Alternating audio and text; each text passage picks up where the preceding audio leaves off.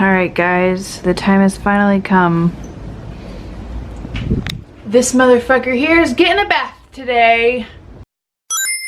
Basically, my Bakugou wig here, you see how it looks kind of deflated? That's because over the past 3 years, I have piled on so much hairspray and gel and glue even is in this thing that it's starting to lose that poofy effect. And it's nasty and it needs a bath desperately. So what we're gonna be doing today is I'm gonna show you guys how I personally wash and clean heavily styled cosplay wigs. So let's head on over to my friggin' bathroom.